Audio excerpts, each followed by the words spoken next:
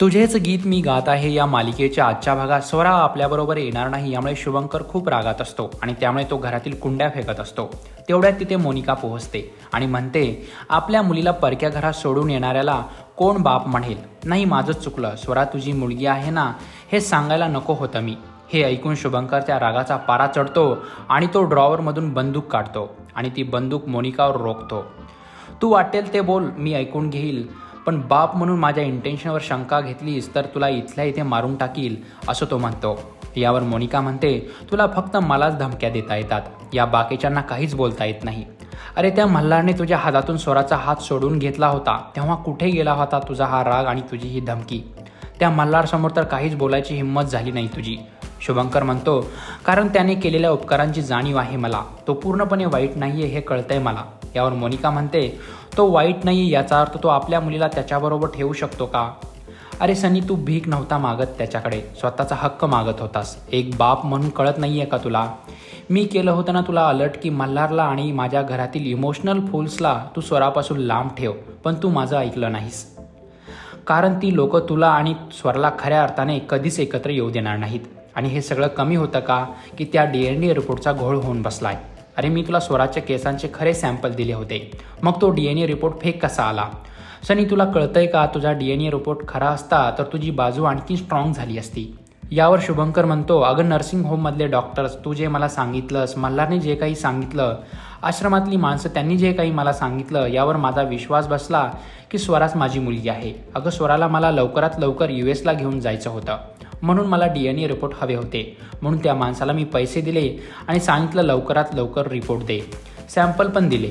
आता त्या सॅम्पलची टेस्ट त्या माणसाने केली का नाही हे मला नाही माहीत, त्याने फक्त माझ्या हातात पेपर दिला. पण एक प्रश्न मला सारखा त्रास देतोय, मी त्या DNA वाल्याला पैसे दिले हे तुझ्या घरच्यांना कसं कळालं? मोनिका म्हणते अरे हा सगळा विचार करत बसायला तुझ्याकडे वेळ नाही आहे सनी, तुला लवकरात लवकर स्वराची कस्टडी मिळवावी लागेल आणि तिला US ला घेऊन जावं लागेल. शुभंकर म्हणतो पण कसं? मोनिका म्हणते हा जो DNA रिपोर्टचा घोळ झाला आहे ना त्यामुळे मल्हार आणि माझ्या घरचे मूर्ख लोक तुझ्यावर कधीच विश्वास ठेवणार नाहीत. त्यामुळे तुला खऱ्याचं खोटं आणि खोट्याचं करावंच लागणार आहे आणि काहीही करून तुला तिला US ला घेऊन जावंच लागेल. शुभंकर म्हणतो शुभंकरसाठी काहीही कठीण नाही. यावर मोनिका म्हणते मल्हारच्या पण खूप ओळखी आहे शुभंकर, तो एक सेलिब्रिटी आहे, लोक मानतात त्याला, तो खूप इन्फ्लुएन्शियल आहे. यावर शुभंकर म्हणतो मल्हार किती पण मोठा असला तरी मी माझ्या मुलीला मिळवल्याशिवाय राहणार नाही. मोनिका रडायला लागते आणि रडत रडत म्हणते सनी एक आई म्हणून मला किती त्रास होत आहे ना हे तुला कधीच कळणार नाही. अरे तुला कसं पटवून देऊ की तू तिचा बाबा आहेस, मी तिची आई आहे हे मी तिला कधीच सांगू शकणार नाही, पण कमीत कमी तिला तिचा बाबा मिळावा हीच माझी इच्छा होती.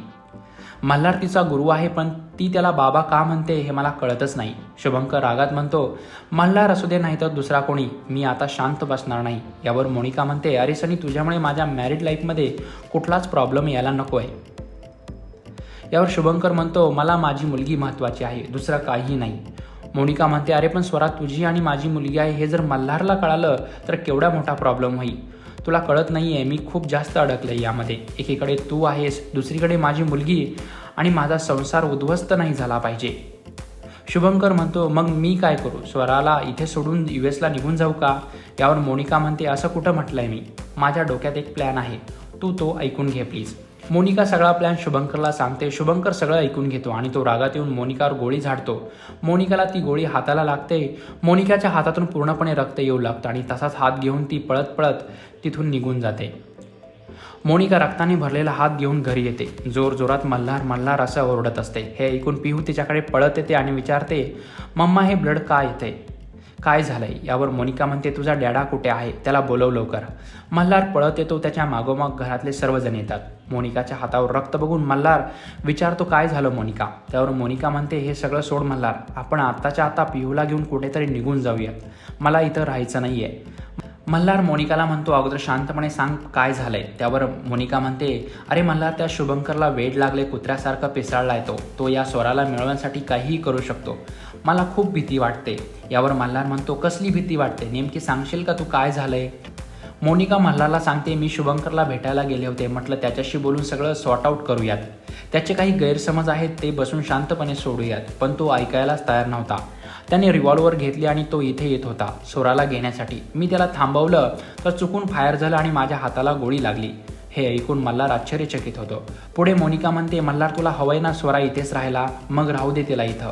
मला चालेल, पण प्लीज आपण पिहूला घेऊन इथून कुठेतरी निघून जाऊयात, कारण ह्याच्यामुळे मी माझ्या नवऱ्याचा आणि मुलीचा जीव धोक्यात घालू शकत नाही. चल आपण तिघंही घर सोडून जाऊयात आत्ताच्या आत्ता. यावर मल्हार मोनिकाला म्हणतो, प्लीज शांत हो. हे बघ, एवढं घाबरायची काहीही गरज नाही. आणि मुळात तू त्याच्या घरी गेलीस का घाबरतेस एवढी? मोनिका म्हणते, घाबरायची गरज नाही म्हणजे? मला माझ्या मुलीची काळजी आहे. त्यावर मल्हार म्हणतो, अगं मला सुद्धा स्वराची काळजी आहे ना. ती मला माझ्या मुलीसारखीच आहे. तिला सोडून मी कुठेही जाणार नाही. यावर मोनिका म्हणते, अरे मल्हार तुला कळत नाही आहे का? स्वराला मिळवण्यासाठी शुभंकर पिहूला काहीही करू शकतो. मल्हार फर्स्ट एड बॉक्स घेऊन मोनिकाची ट्रीटमेंट करणार. तेवढ्यात मोनिका तो बॉक्स धुडकावून लावते आणि मल्हारला रागात म्हणते, तुला कधीच तुझ्या मुलीबद्दल काहीच वाटलं नाही. सतत या रस्त्यावरच्या मुलीबद्दल तुला काळजी असते. मल्हार, अरे तो शुभंकर काहीही करू शकतो स्वराला मिळवण्यासाठी. मोनिका स्वराला म्हणते, तुझ्यामुळे तर माझ्या मुलीचं कायम नुकसान होत आलंय. तू वचन दिलं होतं ना मला, तुझ्यामुळे पिहूला काहीही त्रास होणार नाही. तुला तुझ्या बाबांकडे जायचं नाही आहे म्हणून हे सगळं आम्हाला भोगावं लागतंय. त्यावर मल्हार म्हणतो, शुभंकर हा स्वराचा बाबा नाही आहे आणि शुभंकरच्या या वागण्यात स्वराचा काहीही दोष नाही. तू उगाचच स्वराला दोष देऊ नकोस. शुभंकरला घाबरायची काही गरज नाही. मोनिका मल्हारची कॉलर पकडते आणि म्हणते, तू घाबरत नाहीस ना? मग जा आणि त्या शुभंकरला मारून टाक आणि जा जेलमध्ये. मोनिका स्वराला म्हणते, हिच्या प्रेमात सगळे आंधळे झालेत. एक दिवस सगळे मरतील आणि हे सगळं घर उद्ध्वस्त होईल. आणि असं म्हणून मोनिका पिहूला घेऊन तिथून निघून जाते. इकडे मल्हार स्वराला म्हणतो, शुभंकर सारख्या खोटारड्या माणसाला घाबरायची गरज नाहीये. मी आहे ना, असं म्हणून तो स्वराला मिठी मारतो. मोनिका घराच्या बाहेर येते आणि पिहूला गाडीत बसायला सांगते आणि शुभंकरला मेसेज करते, ठरल्याप्रमाणे इथं सगळं केलंय मी. आता तू तुझी पुढची पावलं उचल. इकडे शुभंकर DNA रिपोर्ट देणाऱ्या माणसाला पकडून त्याला आता मी जसं सांगेन तुला तेच करावं लागेल अशी धमकी देतो. मोनिका पिहूला घेऊन तिच्या बाबांच्या घरी पोहोचते. मोनिका तिच्या बाबांना म्हणते, बाबा प्लीज पिहूला काहीही करून आईसोबत कुठेतरी बाहेर पाठवा. मोनिका तिच्या बाबांना तिच्या सगळ्या प्लॅनबद्दल सांगते आणि म्हणते, कोणाचा ना कोणाचा जीव तर जाणारच आहे. स्वरा, पिहू, मल्हार आणि मी. इकडे स्वरा रूममध्ये एकटीच रडत बसलेली असते आणि ती ठरवते की तिला आता शुभंकर बरोबर जावंच लागेल आणि तोच विचार करत ती रूममधून बाहेर पडते. तेवढ्यात तिथे पोलीस येतात. पोलीस म्हणतात, हीच आहे ती स्वरा शुभंकर ठाकूर. तेवढ्यात तिथे मल्हार येतो आणि पोलिसांना म्हणतो, तुमचा काहीतरी गैरसमज झालाय. तिचं नाव आहे स्वरा, फक्त स्वरा. आणि आता तरी तिची ओळख मल्हार कामत यांची शिष्या अशी आहे. पोलीस म्हणतात, शुभंकर ठाकूरने तक्रार केली आहे की त्यांच्या मुलीला तुम्ही तुमच्या घरात डांबून ठेवलंय. मालिकेच्या येणाऱ्या भागात आपण पाहणार आहोत की पोलीस स्टेशनमध्ये स्वराला घेऊन मल्हार आणि घरातले सर्वजण पोहोचतात. तिथे शुभंकर पण येतो. मल्हार शुभंकरला म्हणतो, स्वरा ही आमच्या कुटुंबाचा भाग होती आणि ती आमच्यासोबतच राहणार आहे. असं म्हणून मल्हार स्वराला घेऊन जायला निघतो. तेवढ्यात तिथे NGOची टीम येते आणि म्हणते, तुम्ही स्वराला कुठेही घेऊन जाऊ शकत नाही. तिला आमच्यासोबत NGOला यावं लागेल. तर प्रेक्षको, तुम्हाला आजचा भाग कसा वाटला ते कमेंटमध्ये नक्की सांगा.